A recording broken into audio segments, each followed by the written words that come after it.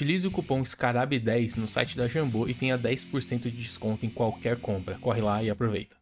Oi, tudo bem? Eu sou o Tico e eu tô aqui mais uma vez no nosso quadro Dúvidas Paranormais, esse vídeo semanal onde eu respondo as perguntas que vocês deixaram no vídeo da semana passada. Então se você tem alguma dúvida sobre o Ordem Paranormal, sobre o sistema, sobre qualquer coisa relacionada à Ordem Paranormal, você pode deixar aqui nos comentários e provavelmente eu vou responder no vídeo da semana que vem, beleza? E a primeira pergunta é do Eu Preciso de um Psicólogo, e esse é um nick muito interessante, na verdade eu acho que todo mundo precisa, mas vamos nessa.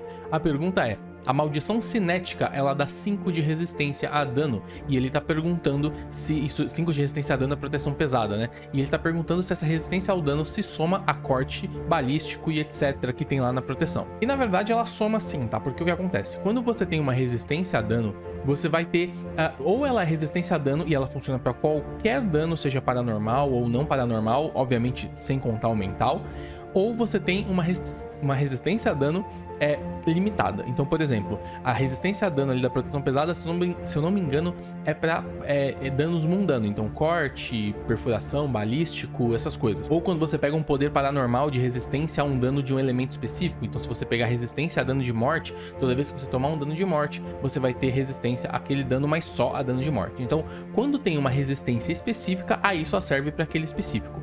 Mas quando é uma resistência total, aí é meio que as duas se somam. Por exemplo, se você tiver resistência a 10 a dano de sangue, e aí você tem um outro equipamento que te dá mais 5 de resistência a dano, sem colocar nada, sem especificar nada, só resistência a dano.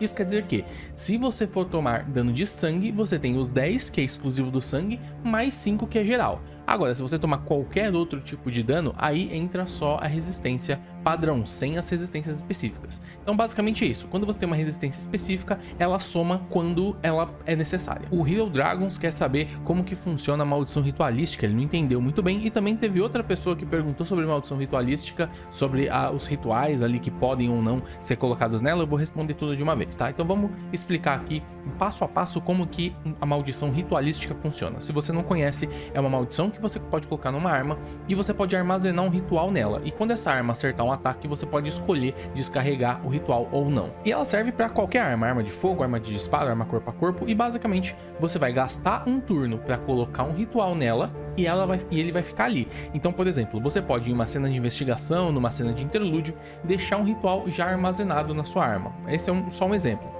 E aí, quando chegar na hora do combate, quando você for dar o primeiro golpe, você escolhe se você vai querer descarregar o ritual ou não. Primeiro golpe, primeiro tiro, enfim. E isso funciona assim, mesmo que o ritual seja um ritual de toque, se você tiver carregado esse ritual numa arma ritualística de fogo, você vai dar o efeito desse ritual de longe, porque esse é o efeito da arma. Agora, você sempre vai ter que gastar tanto o turno de conjuração do ritual, quanto o turno de tiro, para poder, digamos, acertar um ritual assim com a arma ritualística, ou o turno de golpe e o turno de ritual. Você sempre vai precisar de 2 turnos.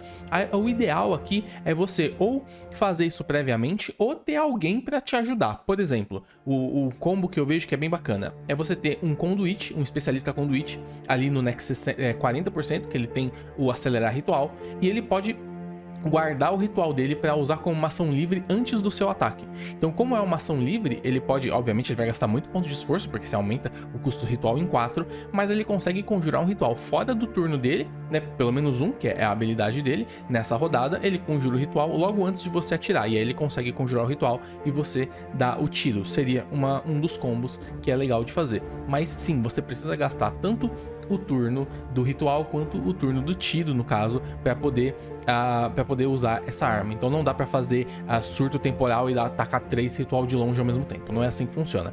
E com relação a quais rituais você pode colocar, é qualquer ritual, não importa se é um ritual de conhecimento, de sangue, de morte, de energia ou de medo, você pode colocar qualquer ritual numa arma ritualística, não tem problema nenhum. O Bernardo Aires quer saber se um ritual conta como um pré-requisito para você poder pegar um poder paranormal, e eu sei que essa é uma dúvida que eu costumo responder aqui com frequência, mas eu coloquei aqui também porque tinha mais gente perguntando com essa dúvida sobre esse tipo de pré-requisito. E assim, funciona você pode usar rituais como pré-requisitos desde que esse ritual tenha sido adquirido no poder de transcender. Então mesmo se você for um ocultista que aprende um ritual por Nex, esses rituais não vão contar para os pré-requisitos, até porque se contasse, os pré-requisitos seriam inúteis para qualquer ocultista, porque ele ia ter vários rituais, então ele ia basicamente completar qualquer pré-requisito. Então não, para funcionar o ritual tem que vir do transcender, né? Daquele poder especial transcender, que você escolhe um poder para aprender um ritual. Geralmente é assim que os especialistas e os combatentes pegam rituais. O Void quer saber se criaturas podem ter mais de um turno por rodada. E assim, na verdade,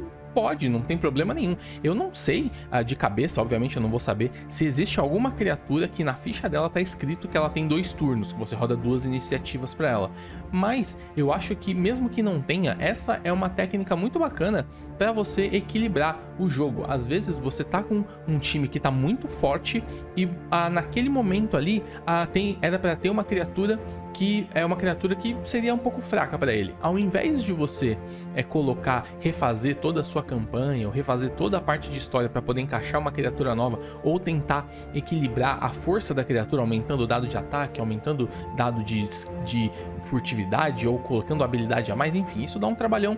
Um jeito de você conseguir equilibrar isso é, em alguns turnos, em algumas rodadas, você colocar um turno a mais para a criatura. Então isso vai dar uma equilibrada no jogo, vai deixar o jogo um pouco mais difícil, você consegue deixar as coisas um pouco mais centradas, né, sem precisar mexer nos status da criatura.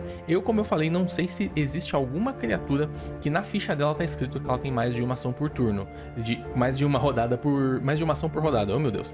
Mas eu acredito que não tenha nenhum problema você colocar uma criatura para ter 2, às vezes 3 turnos na mesma rodada. O Matheus Trindade quer saber se ele pode usar a maldição vibrante, né, a habilidade da maldição vibrante em um ataque de oportunidade da classe do combatente. E eu acredito que sim, tá? A maldição vibrante, se eu não me engano, ela te dá a habilidade ataque extra ali da trilha de operações especiais. E até onde eu sei, o ataque extra é toda vez que você faz um ataque, você pode gastar pontos de esforço para realizar um ataque adicional. E o ataque de oportunidade, a habilidade, né, ataque de oportunidade, ela diz que quando um oponente sai de perto de você por conta própria, você pode gastar um ponto de esforço para fazer um ataque de oportunidade. Então, se você faz um ataque, você pode usar tanto o vibrante, como usar ataque especial, ou qualquer outra habilidade que envolva atacar em si, seja com arma de fogo ou com corpo a corpo. Na minha visão, esse combo é totalmente válido. E o Tour FF quer saber se um ocultista pode pegar proteção leve. E ele pode, mas eu não acho que deve, tá? Porque você tem ali penalidades por não ter proficiência a proteção leve, e para proteção leve, que vai te dar pouca defesa, entre aspas, você consegue contornar isso com armadura de sangue, com embaralhar e com alguns outros artifícios que vão te ajudar ali a tomar menos dano ou a simplesmente não tomar dano nenhum, aumentar a defesa, enfim. Se você quiser fazer, digamos, um ocultista tanque, que eu não recomendo muito, você pode usar a expansão de conhecimento e pegar a proteção pesada do combatente. Então você usa a expansão de conhecimento, aprende, pega a proficiência com proteção pesada, e aí você pode usar a proteção pesada e vai te dar defesa e tudo mais.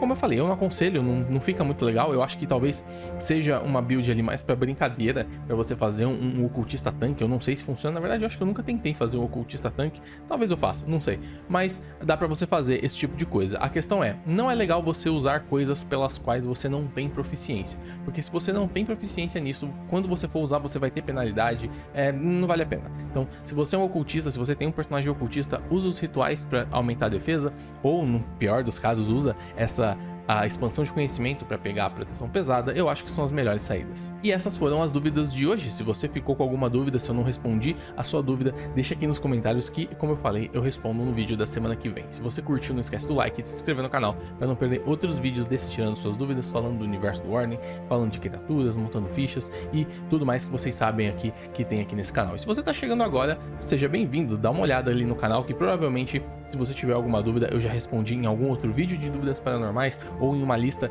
imensa de vídeos de regras do Ordem Paranormal que eu tenho. Eu basicamente falei de todas as regras do jogo, então dá uma olhada nessa playlist que provavelmente você vai sanar a sua dúvida, beleza? Muito obrigado a todos vocês que assistiram e olhos sempre abertos.